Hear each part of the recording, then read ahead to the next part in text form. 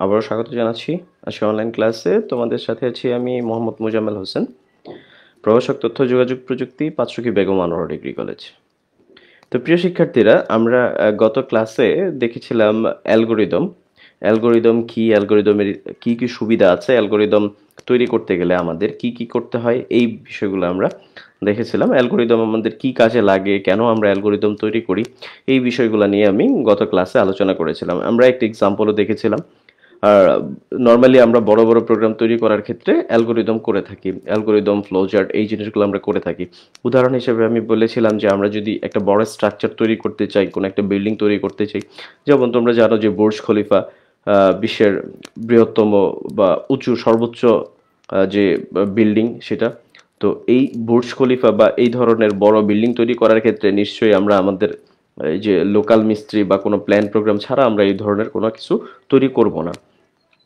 কিন্তু তুমি যদি একটা একতলা বা ছাদ দিবে বা ছাদ দিবে না এই ধরনের একতলা কোনো বিল্ডিং যদি তুমি তৈরি করতে যাও, সেক্ষেত্রে কিন্তু তোমার অত দরকার নেই বা ওই ধরনের তোমার প্রিপারেশন বা ব্যাপকভাবে এটা নিয়ে গবেষণা করার কিন্তু দরকার নেই।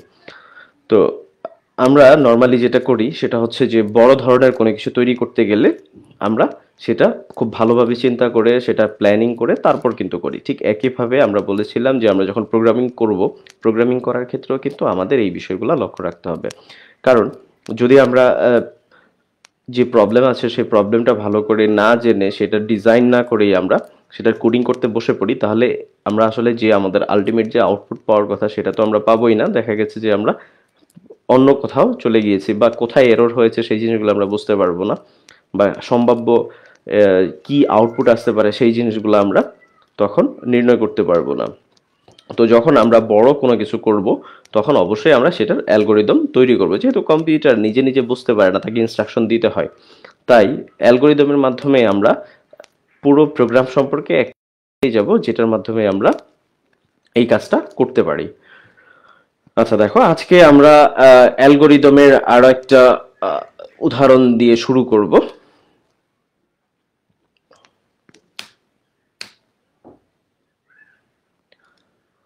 দেখো, আমরা লাস্ট যে এক্সাম্পলটা দেখেছিলাম, দেখো তোমাদের মনে আছে কিনা।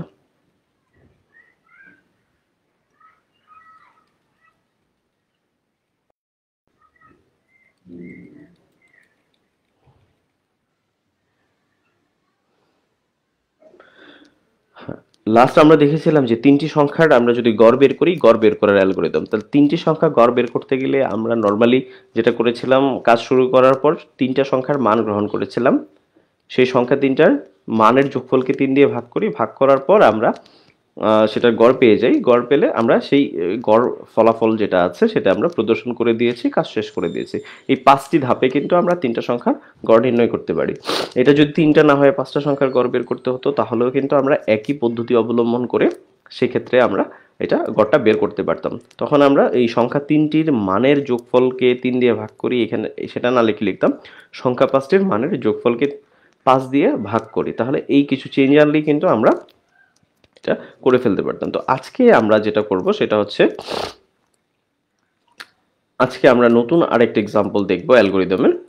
এরপর আর অনেক অ্যালগোরিদম আমরা করব, কিন্তু তার আগে একটু আরেকটা এক্সাম্পল দেখি। দেখো, একজন ছাত্র 5টি বিষয়ে পরীক্ষায় অংশগ্রহণ করে, যদি সে গড়ে শতকরা 40 ভাগ নম্বর পেয়ে থাকে, তাহলে তার নাম, প্রাপ্ত নম্বর এবং পাস, অন্যথায় ফেল ছাপানোর জন্য প্রোগ্রাম তৈরি করার অ্যালগোরিদম লিখতে বলেছে। তার মানে দেখো, একটা স্টুডেন্ট 5টি বিষয়ে হতে পারে সিটি,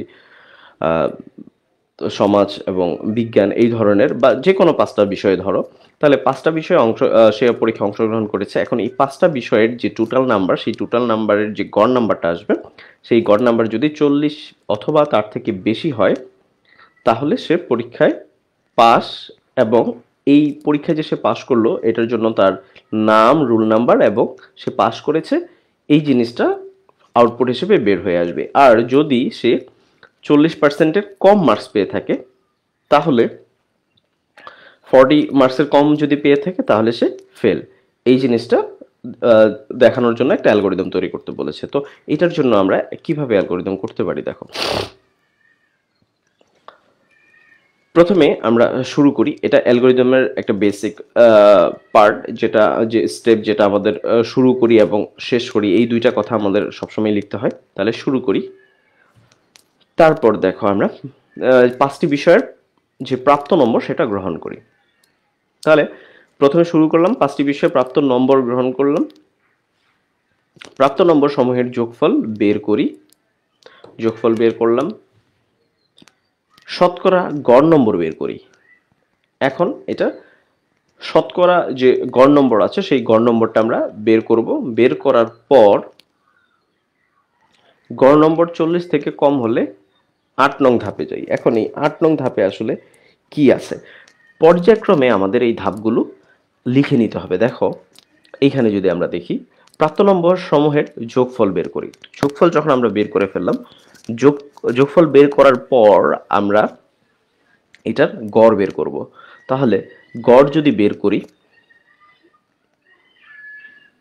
গড় বের করলে শতকরা গড় নম্বর বের করব, মানে 100-র মধ্যে সে গড়ে কত নম্বর পেয়েছে সেটা বের করব।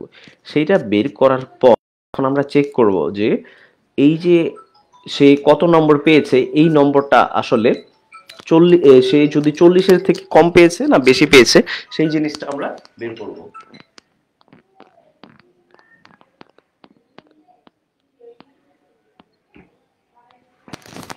এখন দেখো, যদি সেই শতকরা যে গড় নম্বরটা সেটা 40-এর থেকে কম হয় তাহলে আমরা 8 নং ধাপে যাই। এখন 8 নং ধাপে আসলে কি আছে দেখো, 8 নং ধাপে আছে, 8 নং ধাপে মানে হচ্ছে আমরা সেখানে সে যদি 40 থেকে কম পায় তাহলে সে ফেল, আর যদি সে 40-এর থেকে বেশি অথবা 40-এর সমান পায় তাহলে সে পাস।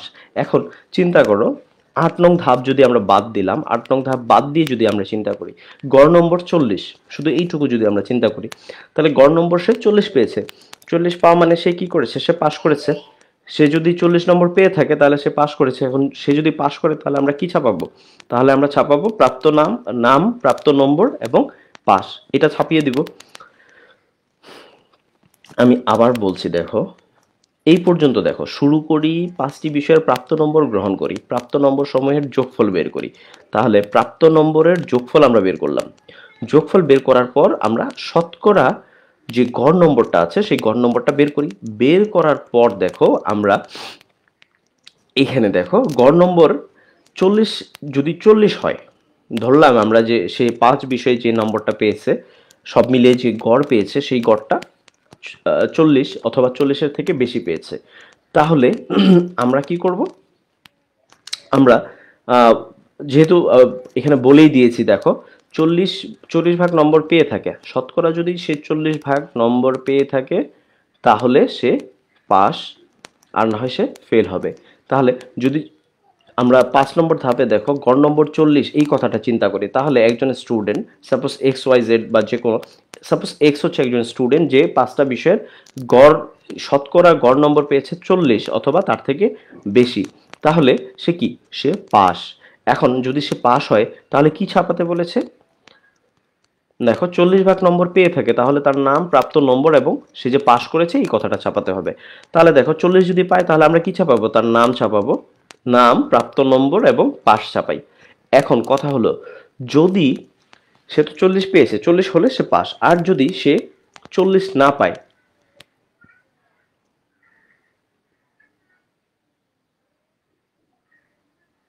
সে যদি 40 না পায় তাহলে কি হবে, সে ফেল করবে। এখন যখন সে ফেল করবে তখন ফেল করলে তার কি ছাপাবে, সে তার নাম, রুল এবং সে যে ফেল করেছে এই কথাটা ছাপাবে। সেটার জন্য আমাদেরকে অন্য আরেকটা ধাপে যেতে হবে। দেখো তাহলে গড় নম্বর 40 যদি পায় তাহলে আমরা তার নাম, প্রাপ্ত নম্বর এবং পাস ছাপাবো। তারপর আমরা কোথায় যাব, 9 নং ধাপে যাব। 9 নং ধাপে যাব, আর যদি সে 40 থেকে কম পেয়ে থাকে, 40 থেকে যদি সে কম পায় তাহলে সে ফেল।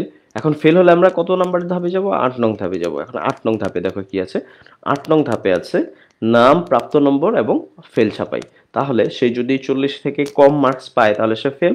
আমরা 8 নং ধাপে চলে আসবো এবং প্রাপ্ত নম্বর, ফেল, ফেল সেটা আমরা ছাপাবো এবং সবশেষে আমরা কাজ শেষ করে দিব। এখন দেখো টোটাল যে স্টেপগুলো আছে, আমরা যদি স্টেপগুলোর দিকে আরেকটু লক্ষ্য করে থাকি, তাহলে দেখো 5টা বিষয়ের প্রাপ্ত নম্বর আমরা গ্রহণ করলাম, প্রাপ্ত নম্বর সমূহের যোগফল আমরা বের করলাম, যোগফল বের করে সেটার শতকরা গড় নম্বর আমরা বের করলাম। শতকরা গড় নম্বর বের করার পর এই এই ধাপগুলো আমাদের অনুসরণ করতে হবে। তাহলে আমরা প্রথম স্টেপে প্রথমে আমরা কি করব, কাজ শুরু করার পর 5 বিষয়ে প্রাপ্ত নম্বর গ্রহণ করব। যেমন ধরো বাংলায় সে 10 পেয়েছে, বাংলায় 50, ইংলিশে 50, আইসিটিতে 35, এইভাবে করে আমরা টোটাল 5টা সাবজেক্টের মার্কস নিব। মার্কস নেওয়ার পর আমরা সেটার গড় বের করব। গড় বের করার পর সেই গড় নম্বরটা দেখব যে আমরা 40 থেকে বেশি কিনা বা 40-এর সমান কিনা। যখন দেখো 40-এর সমান হয়ে যাবে, তখন কিন্তু 40-এর সমান হলে 5 নং ধাপে আমরা যে চেকটা করছি যে গড় নম্বর 40 থেকে কম হলে, যদি 40 থেকে বেশি হয় তাহলে আমরা 6 নং ধাপে চলে আসবো। আর যদি 40 থেকে কম হয়, এইখানে যে কথাটা বলেছে দেখো, একটু লক্ষ্য করলে দেখো যে গড় নম্বর 40 থেকে কম হলে 8 নং ধাপে যাই। তাহলে গড় নম্বর যদি 40-এর কম হয় তাহলে 8 নং ধাপে যাব, আর যদি 40-এর বেশি হয় তাহলে কিন্তু আর 8 নং ধাপে যাব না। তখন আমরা কত নং ধাপে চলে আসব?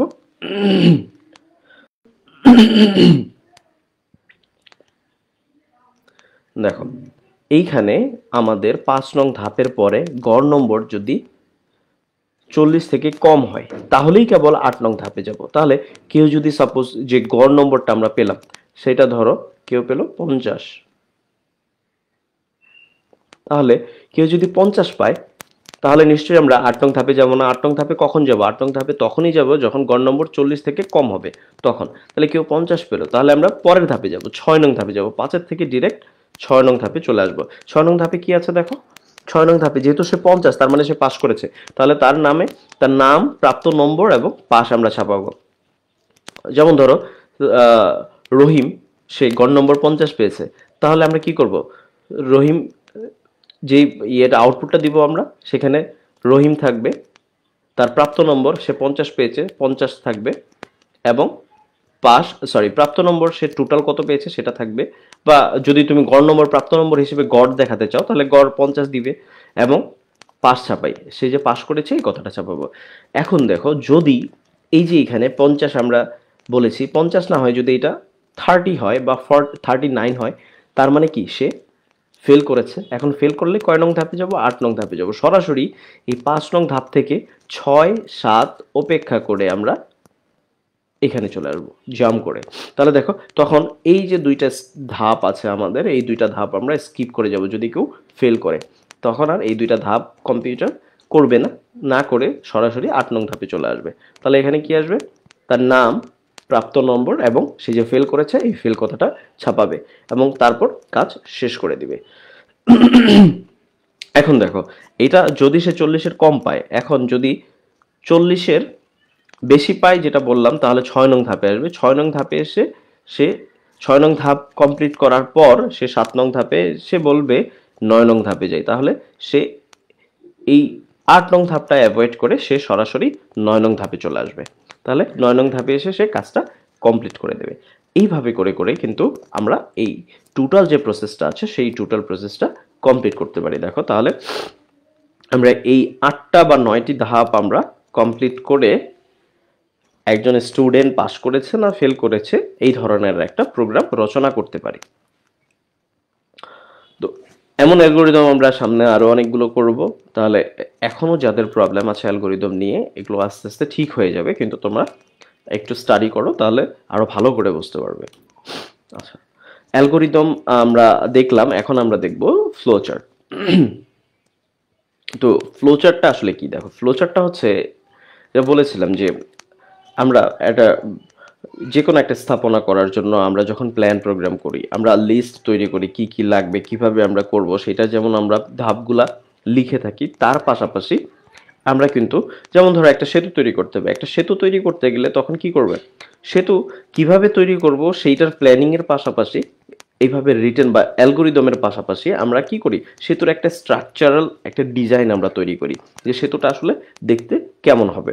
তো বিল্ডিং এর ক্ষেত্রেও তাই, আমরা একটা বিল্ডিং তৈরি করি, তার আগে আমরা কি করি, বিল্ডিং এর ডিজাইন করি।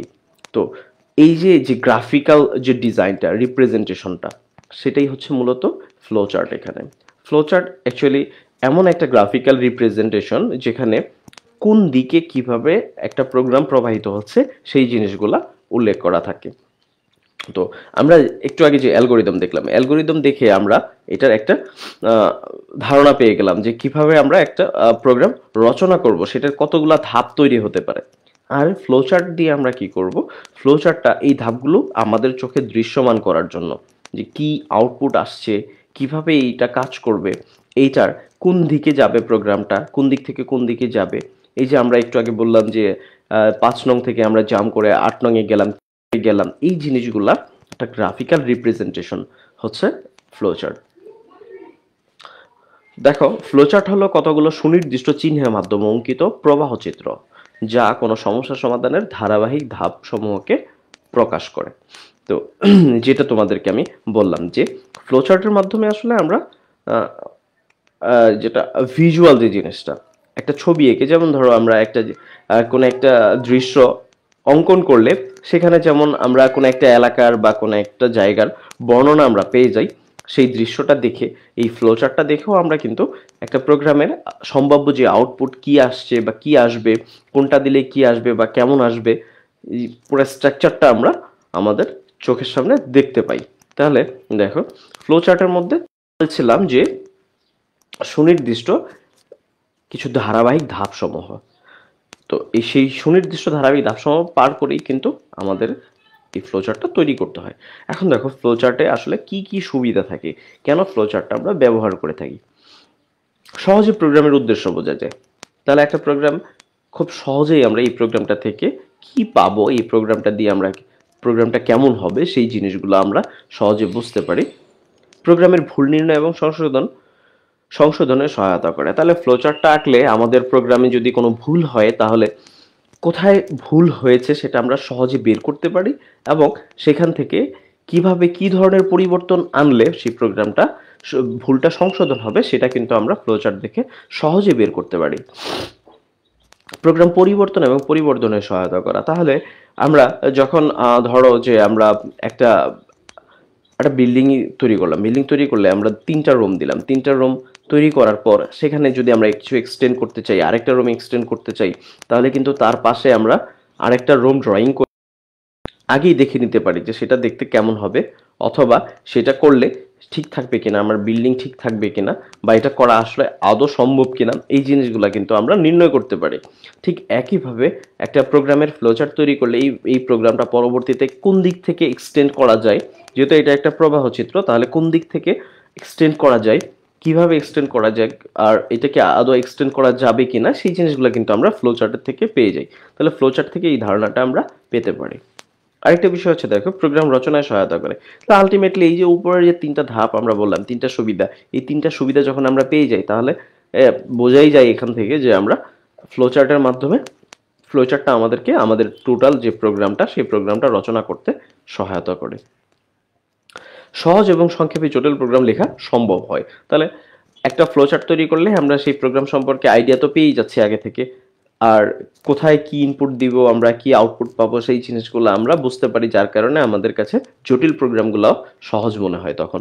আর একটা ফ্লোচার্ট তৈরি করলে ফ্লোচার্ট দেখে কিন্তু একটা প্রোগ্রাম রচনা করা অনেক সহজ। যখন আমরা প্রোগ্রাম রচনা করব তখন কিন্তু আমরা বুঝতে পারবো ফ্লোচার্ট করা মানে আমরা প্রোগ্রামের অনেকটাই করে ফেললাম, তখন শুধু কোডিং করে করে আমাদের সেই জিনিসগুলো করতে হবে।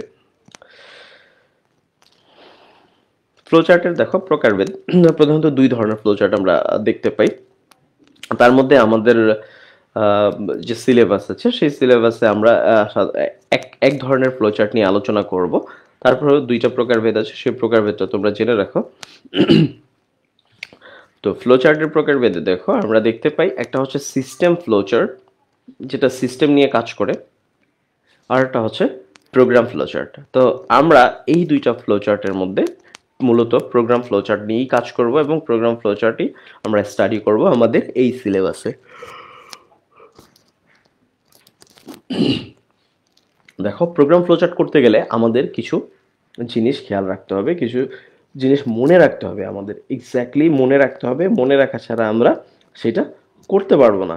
তো কি কি জিনিস আমাদের মনে রাখতে হবে, দেখো, প্রোগ্রাম ফ্লোচার্টের মধ্যে আমরা যে প্রোগ্রামগুলো তৈরি করব বা যে অ্যাপস তৈরি করব সেগুলোর জন্য যে ফ্লো চার্ট আমরা তৈরি করব সেগুলো মূলত প্রোগ্রাম ফ্লো চার্ট। দেখো এই প্রোগ্রাম ফ্লো চার্ট তৈরি করতে গেলে আমাদের এই ধরনের কিছু সিম্বল আমাদের লাগবে এবং এগুলো কি অর্থ বহন করে দেখো সেটা আমি বলে দিচ্ছি। যেমন এটা আমরা যদি একটা প্রোগ্রাম শুরু করি সেটা লেখার জন্য আমাদের এটা এই সিম্বলটা ব্যবহার করতে হবে। তাহলে শুরু অথবা শেষ করার জন্য আমরা এই সিম্বলটাকে ব্যবহার করে থাকি। তারপর দেখো এই যে ডায়মন্ড যে সাইনটা আছে এটা দিয়ে আমরা সিদ্ধান্ত নিতে পারি, যে কোনো ডিসিশন মেকিং এর ক্ষেত্রে আমরা এটা ব্যবহার করি। তো সিদ্ধান্ত বলতে আসলে দেখো যখন আমরা নির্ণয় করব দুইটা জিনিস, যেমন ধরো আমরা যদি সেখানে কোনো ইফ অথবা ইফ এলস এই ধরনের কোনো কিছু ব্যবহার করে থাকি, লাইক যদি যদি এই শব্দটা আমরা যেখানে ব্যবহার করি, যেমন ধরো একটা সংখ্যা জোড় না বেজোড় সেটা নির্ণয় করার জন্য আমাদের এখানে একটা সিদ্ধান্তে আসতে হবে যে যে সংখ্যাটা আমরা বলতেছি যে এই সংখ্যাটা জোড় না বেজোড় আমরা নির্ণয় করব।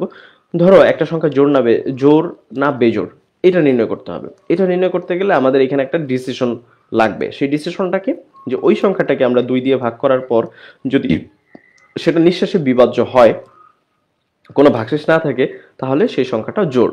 আর যদি আমরা কোনো ভাগশেষ পেয়ে থাকি তাহলে সেটা হচ্ছে বিজোড়, বা যদি আমাদের ভাগশেষ 1 আসে তাহলে সেটা হচ্ছে বিজোড় সংখ্যা। তো এখানে এই যে যদি শব্দটা ব্যবহার করেছি এটা এটা একটা ডিসিশনের বলতে পারি আমরা, বা একটা সিদ্ধান্ত বলতে পারি, যে সিদ্ধান্তটা নেওয়া। তো সেই ক্ষেত্রে আমরা এটা ব্যবহার করব। দেখো এটা আমাদের যে ইনপুট এবং আউটপুট আমরা নিব, ইনপুট নিব এবং আউটপুট দেখাবো, সেটার জন্য আমরা এটা ব্যবহার করব এই সাইনটা। তো আমাদের প্রোগ্রাম যখন বড় হবে তখন কিন্তু আমাদের এরকম কানেকশন লাগতে পারে, যেটাকে আমরা বলি সংযোগ। তো এই কানেক্টর দিয়ে আমরা বিভিন্ন দিকের যে ইয়েগুলো আছে সেগুলোকে আমরা সংযুক্ত করব। এখানে দেখো আমরা টোটাল প্রসেসিং করব। যেমন ধরো একটা ম্যাথমেটিক্যাল ইকুয়েশন আছে, সেই ইকুয়েশনটা সলভ করার জন্য ইকুয়েশনটা আমরা এর মধ্যে দিব। তাহলে এটাকে আমরা প্রক্রিয়াকরণ বলি। পুনর্নির্ধারিত প্রক্রিয়ার ক্ষেত্রে আমরা এটা ব্যবহার করে থাকি। এবং কোন দিকে আমাদের প্রোগ্রামটা যাচ্ছে, সেটা ডান দিকে যাচ্ছে, বামে যাচ্ছে, নিচে যাচ্ছে না উপরে যাচ্ছে, সেই জন্য আমরা এই অ্যারোগুলাকে ব্যবহার করে থাকি। তাহলে প্রবাহের দিক নির্ণয়ের জন্য আমরা এই অ্যারোগুলা ব্যবহার করে থাকি। তো একটা বিষয় সেটা হলো যে আমরা ফ্লোচার্ট তৈরি করতে গেলে কিন্তু অবশ্যই আমাদের এই জিনিসগুলো ব্যবহার করতে হবে। তাই তোমাদের এটা একটা মুখস্থের মতনই অনেকটা মনে রাখতে হবে। মনে না রাখলে তখন দেখা গেছে যে তুমি প্রোগ্রাম শুরু করেছো, সেখানে তুমি এই ডায়মন্ড সাইন দিয়ে দিয়েছো, বা সিদ্ধান্তের যে ইয়েটা সেটা দিয়ে দিয়েছো, অথবা সংযোগেরটা দিয়ে দিয়েছো, তাহলে এটা কিন্তু ভুল। সংযোগটা এবং শুরু শেষটা অনেকে এটার মধ্যে ভুল করে থাকে। তো এই জিনিসটা ভুল করা যাবে না, এটা খেয়াল করে এটা লিখতে হবে। তো সেই জন্য এটা মনে রাখতে হবে তোমাদের। দেখো একটা উদাহরণ আমরা দেখি ফ্লোচার্টের। তো এই যে আমরা একটা প্রোগ্রাম রচনা করব, প্রোগ্রাম রচনা করার জন্য যখন ফ্লোচার্ট তৈরি করব, দেখো একটা উদাহরণ দেখলে আমরা ভালো করে বুঝতে পারবো যে আসলে সেটা কিভাবে এই ফ্লোচার্টটা আমরা তৈরি করব। তো আমরা যে উদাহরণটা দেখছি এটা হচ্ছে মূলত 3টি সংখ্যার যোগফল বের করার একটা ফ্লোচার্ট। তাহলে 3টা সংখ্যা যদি আমরা যোগ করতে চাই, 3টি সংখ্যা যোগফল বের করার জন্য আমরা একটা ফ্লোচার্ট তৈরি করব। এখানে আমাদের কি করতে হবে? প্রথমেই কাজ শুরু করতে হবে। শুরু করলাম। এখন এই যে 3টা সংখ্যার কথা বলছি, দেখো এখানে ইম্পর্টেন্ট যে বিষয়টা, এই যে অ্যারোটা আমি দিয়েছি এটা দিয়ে বোঝাচ্ছে যে প্রোগ্রামটা কোন দিকে যাচ্ছে, দিক বোঝাচ্ছি। তাহলে এটা কিন্তু আমি যদি উল্টা করে দেই, শুরুর দিকে মুখটা করে দেই, তাহলে তীরের মুখটা যদি শুরুর দিকে দেই, সেটা তাহলে কি হয়ে যাবে? নিচ থেকে উপরে উঠছে এমনটা বোঝা যাবে। তো আমরা শুরু করেছি, শুরু করার পর আমরা নিচের দিকে আসলাম, তারপর আমরা কি করলাম? সংখ্যা 3টির মান গ্রহণ করেছে। একটু আগে তোমাদেরকে যেটা দেখিয়েছিলাম, দেখো শুরু এবং শেষ করার জন্য আমরা এটা ব্যবহার করেছি। তারপর এই যে আমাদের যে সামান্তরিক আছে, এই সামান্তরিকের মধ্যে আমরা কি করেছি? সামান্তরিকটা আমরা কেন ব্যবহার করতাম? সামান্তরিকটা আমরা ব্যবহার করতাম ইনপুট এবং আউটপুট নেওয়ার জন্য। তাহলে ইনপুট এবং আউটপুটের মান গ্রহণ করার জন্য আমরা ইনপুট নেয়ার জন্য এবং আউটপুট দেওয়ার জন্য আমরা এইভাবে সামান্তরিক ব্যবহার করে থাকি। দেখো আগের যে এখানে বলেছে, দেখো এই যে এই সামান্তরিকটা ইনপুট এবং আউটপুটের জন্য, তাহলে এটা মনে রাখতে হবে। তো যেহেতু আমরা ইনপুট নিচ্ছি, এইখানে শুরু করেছি তিনটি সংখ্যার মান গ্রহণ করেছি, মান গ্রহণ করা মানে আমরা ইনপুট নিয়েছি, তাহলে তিনটি সংখ্যার মান গ্রহণ করি, তারপর সংখ্যা তিনটি যোগ করি। এই যে সংখ্যা তিনটি যোগ করলাম, একটু আগে আমি তোমাদেরকে যেটা বলেছিলাম যে আমরা প্রক্রিয়া প্রক্রিয়াকরণ বলতে আমরা কি কাজ করব, এটাকে কি করব, যে ইনপুটগুলো নিব, ইনপুটগুলোর প্রসেসিং করা, প্রসেসিংটাই হচ্ছে মূলত এই প্রক্রিয়াকরণ। তাহলে যে চতুর্ভুজটা আছে সেই চতুর্ভুজটা বা আমরা আয়তের কথা যদি বলি, সেই আয়তের মধ্যে আমরা প্রক্রিয়াকরণ করব। যেমন ধরো আমরা তিনটা সংখ্যার মান যখন গ্রহণ করেছি, এখন তিনটা সংখ্যার মান যোগ করব, তিনটা সংখ্যাকে আমরা যোগ করব। যোগ করলে এই যে আমরা যোগ করলাম, এই যোগ করাটাই হচ্ছে প্রক্রিয়াকরণ। তাহলে দেখো তিনটি সংখ্যা যোগ করি, যোগ করলাম, যোগফল প্রদর্শন করি। তো যোগ করার পর আমরা সেই যোগফলটাকে প্রদর্শন করব। দেখো লক্ষ্য করে আমরা বলেছিলাম ইনপুট এবং আউটপুটের ক্ষেত্রে আমরা সামান্তরিক ব্যবহার করব। তাহলে এই যে আমরা ইনপুট নিয়েছিলাম, তিনটি সংখ্যার মান গ্রহণ করি, এটা একটা সামান্তরিক। আবার যখন যোগফল প্রদর্শন করি, এটাও কিন্তু একটা সামান্তরিক। তাহলে ইনপুট এবং আউটপুট দেওয়ার জন্য আমরা সামান্তরিক ব্যবহার করব। এখন দেখো যোগফল প্রদর্শন করার পর আমার কাজ শেষ, কারণ আমাকে বলাই হয়েছে তিনটি সংখ্যার যোগফল বের করার ফ্লোচার্ট। তাহলে তিনটি সংখ্যার যোগফল আমরা বের করে ফেলেছি, এখন আমার কাজ শেষ। যোগ করেছি, যোগ করে সেটাকে আমরা প্রদর্শন করেছি, কাজ শেষ। এখন আমরা কি করব, শেষ করি। তাহলে দেখো শুরু করি এবং শেষ করি, এই দুইটা কিন্তু সেম। তারপর ইনপুট নেওয়ার জন্য সংখ্যা তিনটির মান গ্রহণ করি এবং যোগফল প্রদর্শন করি, এই দুইটাও সেম, কারণ এই দুইটাই হচ্ছে আমাদের ইনপুট এবং আউটপুট। আর মাঝখানে সংখ্যা তিনটি যোগ করি, এটা কিন্তু প্রসেসিং এর মধ্যে পড়ে। তো তিনটা সংখ্যা, এই ধাপগুলা থেকে আমরা তিনটা সংখ্যা বের করতে পারি। তাহলে দেখো এখানে যদি আমরা তিনটি সংখ্যা 1, 2 এবং 3, এই তিনটা সংখ্যা নেই, তিনটি সংখ্যার মান গ্রহণ করে এই ধাপে এসে আমরা তিনটা সংখ্যার মান গ্রহণ করব। তারপরে পরের ধাপে এসে সংখ্যা তিনটি যোগ করি, যোগফল প্রদর্শন করি এবং শেষ করি। আরেকটা মজার বিষয় হচ্ছে, দেখো অ্যালগোরিদম থেকে আমরা ফ্লোচার্ট তৈরি করতে পারি, বা ফ্লোচার্ট থাকলেও কিন্তু সেখান থেকে অ্যালগোরিদম তৈরি করতে পারি। পরীক্ষায় কিন্তু যে কোনোভাবেই আসতে পারে। যেমন এই ফ্লোচার্টটা তোমাদেরকে পরীক্ষা দিয়ে দিল, দিয়ে দেওয়ার পর বললো এখান থেকে সি প্রোগ্রাম এবং এটার জন্য অ্যালগোরিদম তৈরি করো। তাহলে টোটাল এখানে 5টা ধাপে কিন্তু আমরা কাজ শেষ করেছি। এই 5টা ধাপ আমাদের তখন বলতে হবে। আমরা যদি এটার জন্য অ্যালগোরিদম তৈরি করি, তাহলে আমরা কি লিখব, কাজ শুরু করি, সংখ্যা তিনটির মান গ্রহণ করি, সংখ্যা তিনটির যোগফল নির্ণয় করি তৃতীয় ধাপে, এবং চতুর্থ ধাপে আমরা বলবো যে ধাপ 4 যোগফল প্রদর্শন করি, ধাপ 5 কাজ শেষ করি। তাহলে খুব সহজেই কিন্তু আমরা এই ফ্লোচার্ট দেখে অ্যালগোরিদম তৈরি করতে পারি, এবং এই ফ্লোচার্ট থেকে কিন্তু আবার আমাদের সি প্রোগ্রাম রচনা করতে হতে পারে। তাহলে দেখো একটা পরীক্ষায় যে নর্মালি যেটা আসে, যে কোনো একটা সি প্রোগ্রাম তোমাদেরকে দিয়ে দিতে পারে, সেই সি প্রোগ্রাম থেকে বলতে বলতে পারে যে এটার অ্যালগোরিদম এবং ফ্লোচার্ট আঁকো, অথবা একটা অ্যালগোরিদম দিয়ে দিতে পারে, অ্যালগোরিদম থেকে বলতে পারে যে এটার ফ্লোচার্ট এবং সি প্রোগ্রাম রচনা করো। তো বিভিন্নভাবে কোশ্চেন থাকতে পারে। এখান থেকে এই চ্যাপ্টার থেকে যেহেতু দুইটা প্রশ্ন থাকে, তো অনেক সময় দেখা যায় যে এমনও হতে পারে যে তোমাদের কোনো একটা সি প্রোগ্রাম দিয়ে বললো যে এটার সম্ভাব্য যে আউটপুট আছে সেই আউটপুটটা নির্ণয় করো। আবার কোনো আউটপুট দিয়ে বলতে পারে এটার জন্য কোড লিখো। তো বিভিন্নভাবে প্রশ্ন আসতে পারে। অনেকেই এই চ্যাপ্টারটা অ্যাভয়েড করে, আসলে এটা অ্যাভয়েড করার মতন না, যে খুবই সহজ, যদি আমরা একটু স্টাডি করি তাহলেই কিন্তু আমাদের এটা কভার হয়ে যায়। এবং এখানে দেখো অল্প কথায় তুমি অতিরিক্ত বা বেশি মার্কস কিন্তু তুমি এখানে পাচ্ছ, যেটা অন্যান্য চ্যাপ্টারে তুমি খুব একটা পাবে না। যেমন প্রথম চ্যাপ্টারে অনেকে থিওরি, সাধারণত থিওরি দিয়ে থাকে, থিওরি দিলে নর্মালি মার্কস কিন্তু একটু কমই আসে। থিওরি এক্স্যাক্টলি কিন্তু কেউ ওইভাবে থিওরি লিখতে পারে না, বা লেখার মধ্যে কাটাকাটি হয়, অনেক কিছু হয়, লিখতে সময়ও লাগে প্রচুর। তাই অল্প সময়ের মধ্যে কিন্তু আমরা বেশি মার্কস পেতে গেলে আমাদের এই সি প্রোগ্রাম কিন্তু অন্যতম একটা চয়েস হতে পারে আমাদের। আচ্ছা, তো সবাই যে বুঝবে বিষয়টা এমনও না, আস্তে ধীরে এটা প্র্যাকটিসের বিষয়, প্র্যাকটিস করলে ঠিকই পারবে, এবং এটা খুবই সহজ এবং অল্প সময়ের মধ্যেই কিন্তু আমরা এটা কভার করতে পারি। আচ্ছা, তাহলে আমরা যে উদাহরণটা দেখলাম, আশা করি এটা বুঝতে পেরেছো তোমরা। এখন ফ্লোচার্ট গঠনের মৌলিক ছাঁচ। দেখো একটা ফ্লোচার্ট গঠন করার জন্য আমাদের কিছু মৌলিক বিষয় থাকে, সেই জিনিসগুলো কি, সরল অনুক্রম, এই সরল অনুক্রম ফলো করে আমরা একটা ফ্লোচার্ট তৈরি করতে পারি। একটু আগে আমরা যে ফ্লোচার্টটা দেখলাম, এই যে ফ্লোচার্টটা দেখলাম, এটা কিন্তু একটা সরল অনুক্রম। দেখো ধাপে ধাপে একের পর এক ধাপে ধাপে একটা সিকোয়েন্স ফলো করে কিন্তু এই ফ্লোচার্টটা আমরা তৈরি করেছি। তাহলে সরল অনুক্রম, নির্বাচন বা সিলেকশন। তো নির্বাচন বা সিলেকশনের ক্ষেত্রে যে জিনিসটা হয় যে আমরা এটা একটা প্রবলেম যখন আমরা ফ্লোচার্টের মাধ্যমে করব,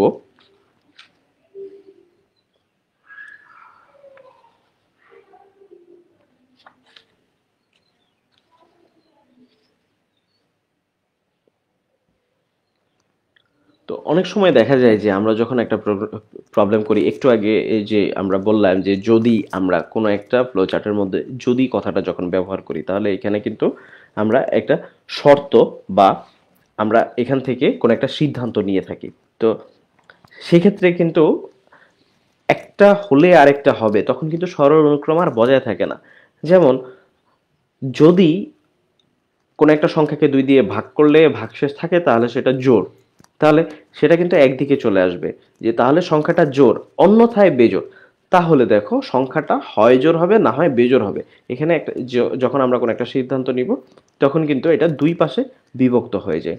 তো এই ধরনের ফ্লোচার্টের ক্ষেত্রে সেটাকে আমরা বলি নির্বাচন বা সিলেকশন।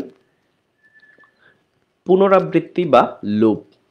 তো অনেক সময় এমন কিছু হতে পারে, যেমন ধরো 1 থেকে 10 পর্যন্ত সংখ্যাগুলোকে প্রদর্শন করা, 1 থেকে 100 পর্যন্ত সংখ্যাগুলোকে প্রদর্শন করা, বা দেখা গেছে যে 100 জন কর্মী আছে, 100 জন কর্মীর মধ্যে যারা 5,000 টাকা স্যালারি পায় শুধু তাদেরকে দেখানো।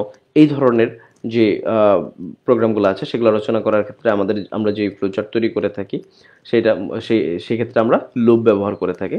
তারপর হচ্ছে জাম্প। যেমন কোনো একটা নির্দিষ্ট শর্তারোপ করে আমরা কিছু ধাপ অতিক্রম করে পরবর্তী অন্য কোনো একটা ধাপে উপরে অথবা নিচে চলে আসা, এই জিনিসগুলোকে সাধারণত জাম্প বলে। যেমন ধরো আমরা 1 নং ধাপ থেকে 5 নং ধাপে চলে গেলাম, তাহলে এটা একটা জাম্প। মাঝখানে কিন্তু আমরা স্কিপ করে গেলাম, 2 3 4 আমরা স্কিপ করে সরাসরি 1 থেকে 5 এ চলে গেলাম, তাহলে এটাকে আমরা বলি জাম্প। তো এই 4টা মৌলিক ছাঁচ আছে ফ্লোচার্ট তৈরি করার জন্য, একটু মনে রাখবে তোমরা। দেখো আমরা লাস্ট একটা এক্সাম্পল দেখি। লাস্ট এক্সাম্পলটা দেখে আজকের ক্লাস আমরা শেষ করব। ত্রিভুজের ক্ষেত্রফল বের করার যে ফ্লো চার্ট। একটা ত্রিভুজের ক্ষেত্রফল বের করতে গেলে আমরা কি জানি যে ত্রিভুজের ক্ষেত্রফল সমান হাফ ভূমি ইন্টু উচ্চতা। তো এই সূত্রের মাধ্যমে কিন্তু আমরা একটা ক্ষেত্রফল বের করতে পারি ত্রিভুজের। এখন ত্রিভুজের এই ক্ষেত্রফল বের করতে গেলে আমাদের যেটা লাগবে হাফ ইন্টু ভূমি ইন্টু উচ্চতা। তাহলে ভূমি এবং উচ্চতার মানটা কিন্তু আমাদের লাগবে। তো আমরা কিভাবে করতে পারি, কাজ শুরু করি। দেখো ভূমি এবং উচ্চতার মান গ্রহণ করে, তাহলে ভূমি এবং উচ্চতার মান গ্রহণ করলে আমরা যেহেতু সূত্র জানি, তাহলে ভূমি এবং উচ্চতার মান গ্রহণ করলেই কিন্তু আমরা করে ফেলতে পারি। ভূমি এবং উচ্চতার মান পেয়ে গেলাম, এখন আমরা কি করব, মানগুলো বসিয়ে দেব। ক্ষেত্রফল সমান হাফ ভূমি ইন্টু উচ্চতা, তাহলে ভূমি এবং উচ্চতার যে মানটা পাবো সেই মানটা যদি আমরা এই সূত্রে বসাই দিই, তাহলে ক্ষেত্রফলটা পেয়ে যাব। এখন ক্ষেত্রফল যখন পেয়ে গেলাম, এই ক্ষেত্রফলটাকে প্রদর্শন করে দিই, তাহলে ক্ষেত্রফল প্রদর্শন করি, তারপর আমরা কাজ শেষ করি। তো খুবই সহজ একটা বিষয়, এইভাবে করে আমরা কিন্তু ফ্লোচার্ট তৈরি করতে পারি। আশা করি তোমরা বুঝতে পেরেছো যে আমরা ফ্লোচার্ট নিয়ে যে আলোচনা করলাম, অ্যালগোরিদম নিয়ে আলোচনা করলাম, এইগুলা কিন্তু সবই আমাদের সি প্রোগ্রামের যে পূর্ববর্তী যে ধাপগুলো আছে সেই ধাপগুলা। তো আমরা এইভাবে করে করে বড় প্রোগ্রাম যদি তৈরি করি, সেক্ষেত্রে আমরা দেখে সহজেই বুঝতে পারি যে আসলে প্রোগ্রামের যে ফিউচার, মানে প্রোগ্রামটা পরবর্তীতে কতটুকু যাবে, কি হবে, কি আউটপুট পাবো, এই জিনিসগুলো কিন্তু আমরা সহজে বুঝতে পারি এই ফ্লোচার্ট এবং অ্যালগোরিদমের মাধ্যমে। যাই হোক, আমরা ফ্লোচার্ট দেখলাম আজকে। নেক্সট দিন আমরা আরও কিছু ফ্লোচার্ট অ্যালগোরিদম নিয়ে আলোচনা করব, তারপর আমরা সি প্রোগ্রামে চলে যাব। তো ততক্ষণ পর্যন্ত সবাই ভালো থাকো, সুস্থ থাকো। আল্লাহ হাফেজ।